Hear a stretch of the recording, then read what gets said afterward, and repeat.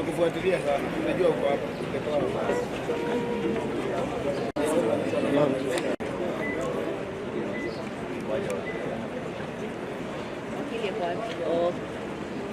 Good morning, everyone. Today we got a distress call that Honorable Alfred Keter had been abducted, and I think some of you have seen the scenes of what happened.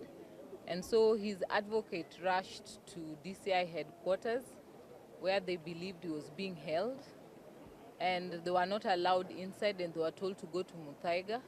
So I was also alerted and we sent advocates to Muthaiga where we confirmed that he was not being held, only later on to discover that he was being held here at Kamkunji. So we have seen the kind of questions that they have tried to interrogate him on, and they're trying to make him answer. And we are quite alarmed on that these are questions that he could have been called on any day. He could have been called on Monday to attend and to answer. It did not require that kind of violence, causing trauma to his family right after going to church on a Sunday morning. Also, we are alarmed by the kind of conduct that we're seeing more and more by the police officers, because after all of this, he's still being told to come back tomorrow morning. He has been summoned, and I've seen part of the things that they're alleging is incitement to violence. And so this is an honorable member that they could have called at any part of the day. And if they are still telling him to go back tomorrow and they have not released even his phone, so we are wondering what is the motive that they have. Or is it a story that they're trying to create and fix particular people within that story? So we'll continue to fight for justice, and we'll continue to support.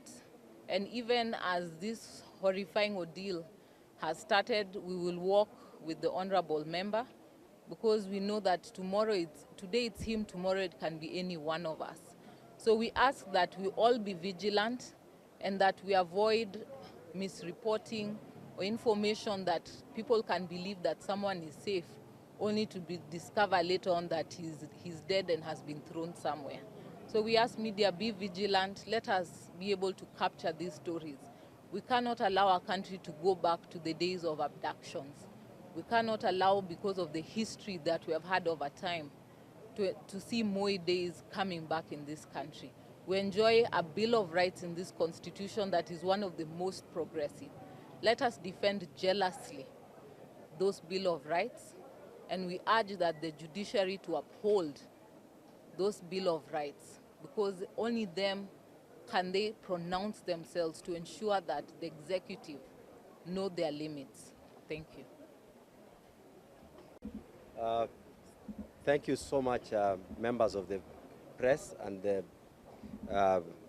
leaders, His Excellency Mike Mbuvi Sonko, the former governor of Nairobi, together with the Member of Parliament Embakasi, Babu Wino, and the President of LSK, and all the other people who have come today. I want to thank you, because we had a very, very bad experience this morning. It happened immediately after church service. Then people came from nowhere and stopped us, blocked the whole road. Then they started abducting me in the presence of my children, who were traumatized. It was a very terrifying experience, which I want to say that we can be of different opinion. Some of us, we have pronounced that we are anti the finance bill. And we've been saying reject the finance bill. And that is the position. Don't use intimidation to try to silence us, so that you perpetuate whatever you want to do with that finance bill. And I'm wondering, one question that I must ask, why is it that this finance bill is so important, that we've lost so many lives, you're abducting so many people, you are still punishing all of us, because you just want to pass this finance bill? It is so unfortunate that it is happening in this century. All we are saying is that we have said reject the finance bill because of the issues that are in that finance bill. And Kenyans are not supporting it. I don't know how long it will take for the leadership to understand that you cannot force us to have punitive taxation measures when Kenyans are living in abject poverty because of the cost of living, which has skyrocketed to high levels. You spoke about mama mbogas, you spoke about border borders, you spoke about Juakali sector, but you have forgotten it, and now you are focused on punishing more the less fortunate in the society. You cannot intimidate us into silence. And I want to say I'm coming out strong. We will follow what whatever measures they want us to say. We were coming back tomorrow, or we come even the day after tomorrow. But one thing that I want to promise you,